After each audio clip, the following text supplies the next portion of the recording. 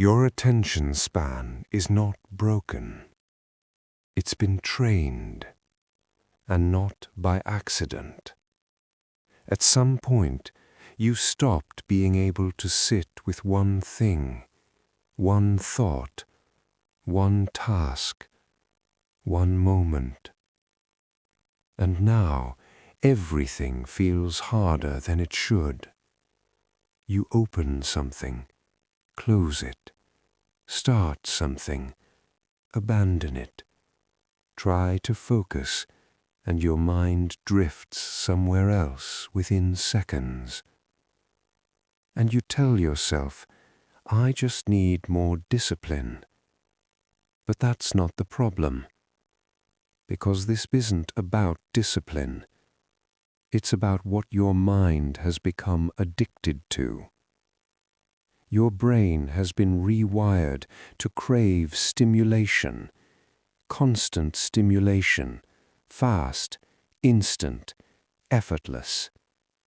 Every scroll, every notification, every short video, it trains your mind to expect something new every few seconds.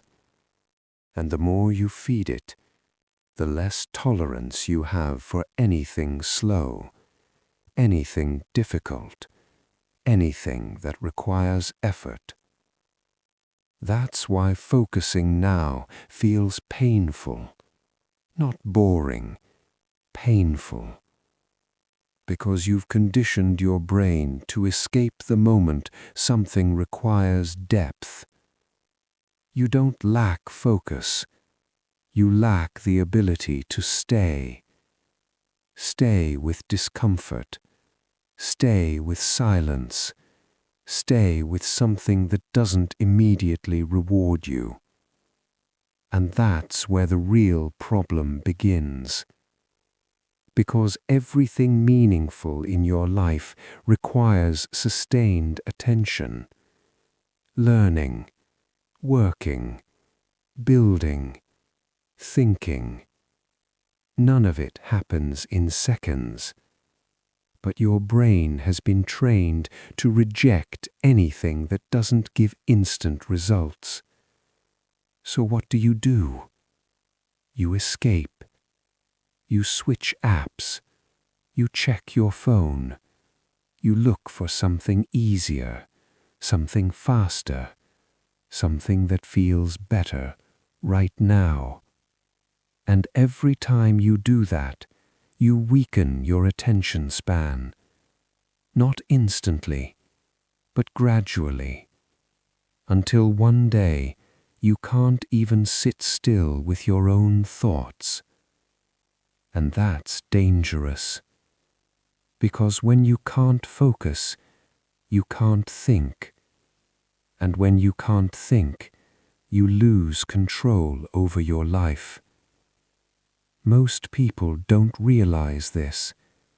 They think attention is a small problem, a bad habit, something they'll fix later. But attention is your life. Whatever you give your attention to becomes your reality. If your attention is scattered, your life becomes scattered. If your attention is controlled by algorithms, your thoughts become controlled too. And that's where things get serious. Because you're no longer choosing what you focus on. It's being chosen for you. And the longer that continues, the harder it becomes to take it back. Because your brain adapts. It adapts to distraction. It adapts to noise. It adapts to chaos. Until stillness feels uncomfortable. Silence feels wrong. Focus feels unnatural. But it wasn't always like this. There was a time when you could sit and just think. No phone, no noise, no constant urge to escape. That version of you still exists.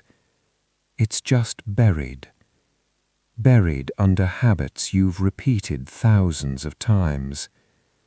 And if you want it back, you don't need more hacks. You don't need more tricks. You need to reverse the conditioning. And that starts with something simple, but uncomfortable. You have to let yourself be bored, because boredom is not the enemy. It's the reset button.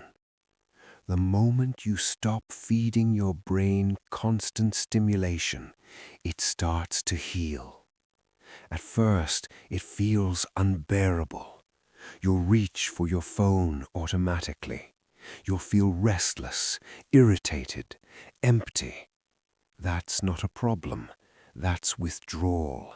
Your brain is craving the stimulation it's used to. But if you don't give in, something shifts. Slowly, your mind starts to settle. You begin to notice things again. Your thoughts become clearer. Your focus starts to return, because attention is like a muscle. And right now, yours has been weakened by overuse in the wrong way. Not by focusing too much, but by constantly switching. Every time you jump from one thing to another, you train your brain to avoid depth. And depth is where everything valuable exists. So, if you want to fix your attention span, you need to rebuild your tolerance for depth. Start small. Focus on one thing for longer than feels uncomfortable. Not until it's easy, until it's uncomfortable. Because that discomfort is where the growth happens. You don't build focus by following motivation. You build it by resisting distraction. Every time you choose to stay instead of escape, you take your attention back. And it won't feel good at first. You'll feel slower, less stimulated, almost like something is missing. That's a good sign, because what's missing is the constant noise. And in that silence, something powerful happens. You start thinking again, not reacting, not consuming, thinking. And that changes everything. Because a person who can focus has an unfair advantage in this world. While everyone else is distracted, you're building. While everyone else is scrolling, you're learning. While everyone else is escaping, you're creating. And over time, that gap becomes impossible to ignore.